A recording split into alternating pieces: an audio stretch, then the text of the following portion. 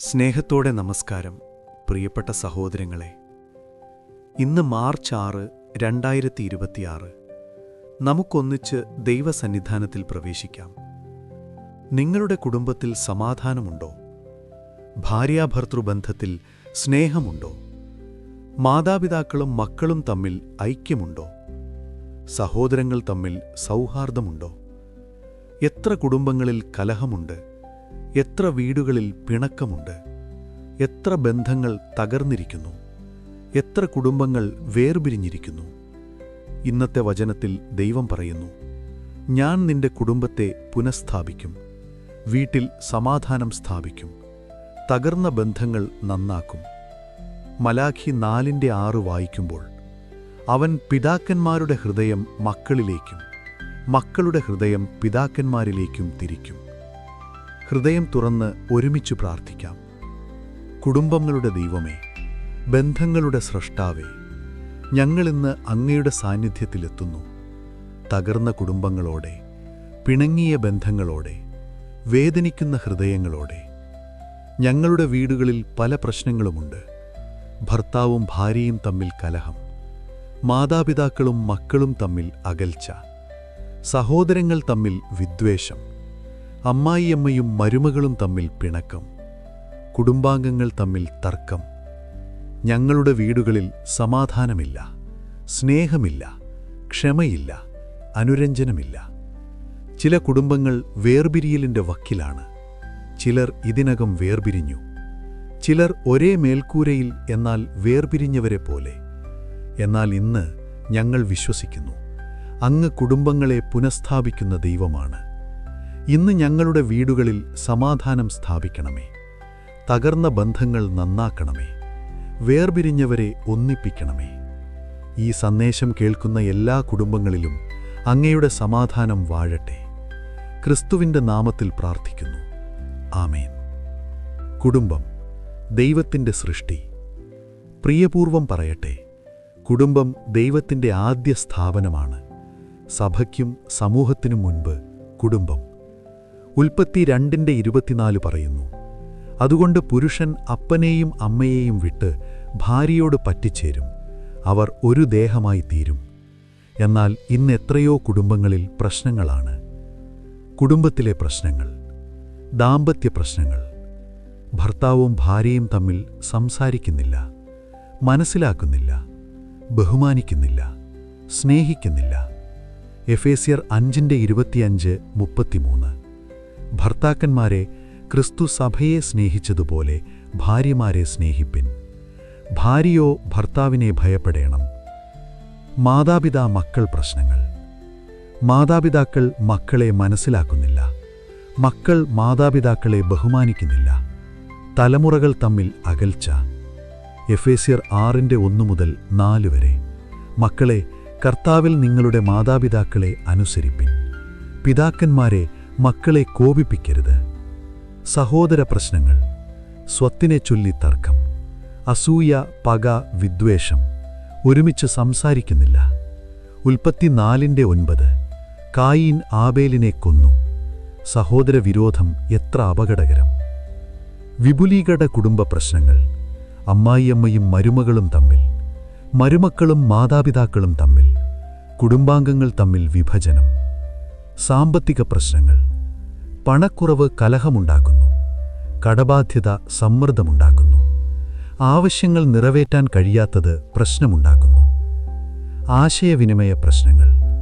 സംസാരിക്കുന്നില്ല, കേൾക്കുന്നില്ല, മനസ്സിലാക്കാൻ ശ്രമിക്കുന്നില്ല. ഫോണുകളിൽ മുഴുകി, പരസ്പരം ഉപേക്ഷിച്ചു. ബൈബിളിലെ കുടുംബങ്ങൾ. അബ്രഹാമിൻ്റെ കുടുംബം, വാഗ്ദാന കുടുംബം. അബ്രഹാമിനും സാറായിക്കും വർഷങ്ങളോളം കുട്ടികളില്ല. പിരിഞ്ഞില്ല, കാത്തിരുന്നു, വിശ്വസിച്ചു. ഉൽപ്പത്തി 21:5. 100 വയസ്സിൽ ഇസഹാക്ക് ജനിച്ചു. യാക്കോബിൻ്റെ കുടുംബം. പ്രശ്നങ്ങളിൽ നിന്ന് പുനഃസ്ഥാപനത്തിലേക്ക്. യാക്കോബിന് 2 ഭാര്യമാർ. കുടുംബത്തിൽ അസൂയ, കലഹം, വിദ്വേഷം. യോസേപ്പിനെ സഹോദരന്മാർ വിറ്റു. എന്നാൽ ഉൽപ്പത്തി 45:46. ദൈവം കുടുംബത്തെ പുനഃസ്ഥാപിച്ചു. എല്ലാവരും ഒന്നിച്ചു. ദാവീദിന്റെ കുടുംബം. പ്രശ്നങ്ങൾക്കിടയിലും വിശ്വസ്തത. ദാവീദിന്റെ കുടുംബത്തിൽ പല പ്രശ്നങ്ങളുമുണ്ട്.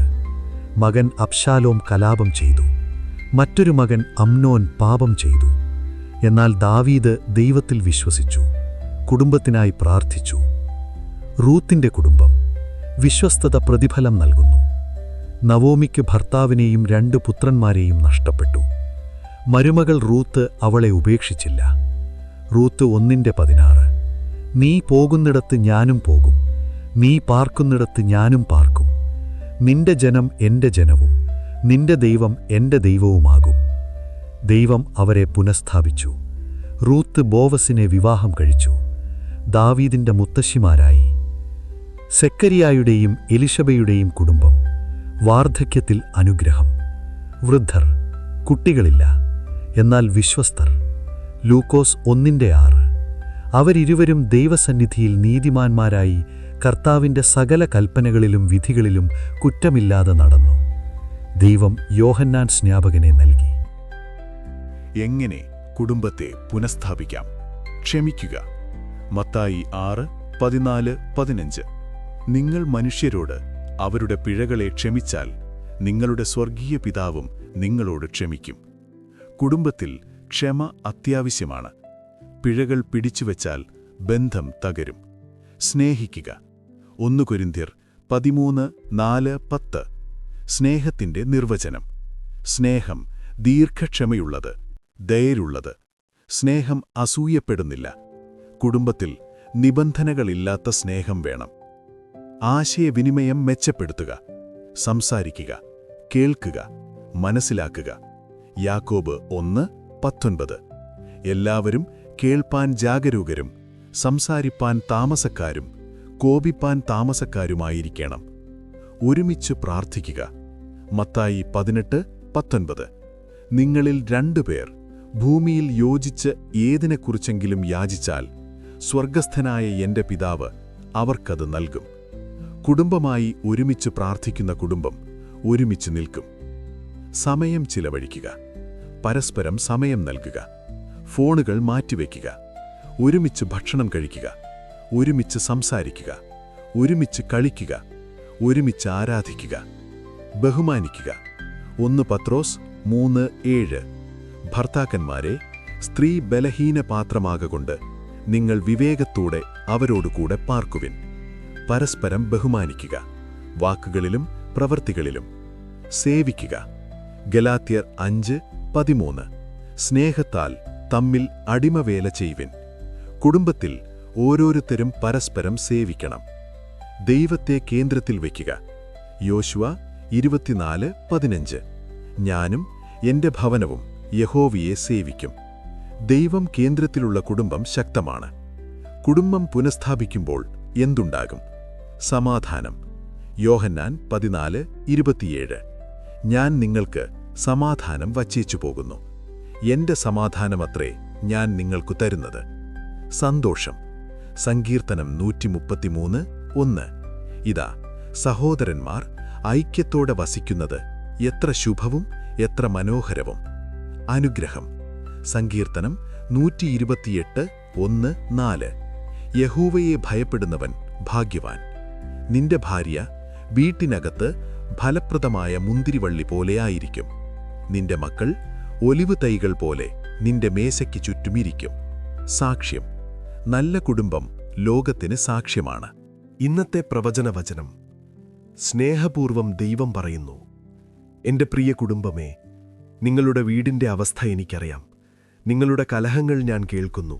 നിങ്ങളുടെ വേദനകൾ ഞാൻ കാണുന്നു. നിങ്ങളുടെ കണ്ണീർ ഞാൻ ശേഖരിക്കുന്നു.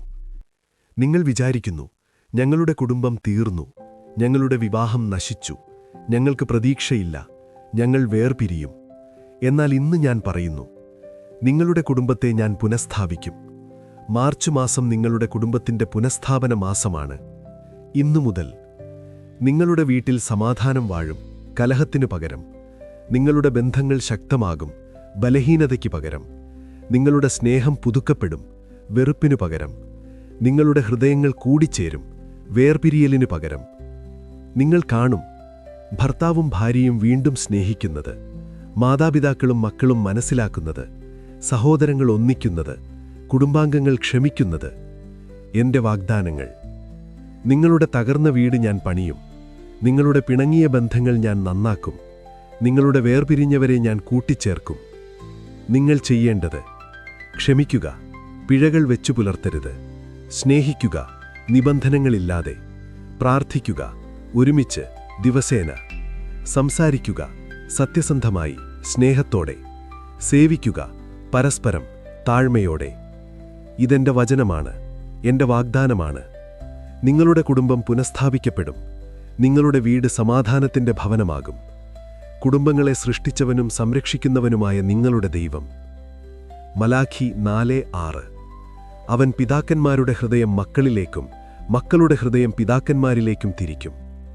ഇന്ന് സ്വീകരിക്കേണ്ട നടപടികൾ: കുടുംബമായി ഒരുമിച്ചിരിക്കുക, ഫോണുകൾ മാറ്റിവെക്കുക, TV ഓഫ് ചെയ്യുക, 30 മിനിറ്റ് ഒരുമിച്ച് സംസാരിക്കുക, ക്ഷമ ചോദിക്കുക.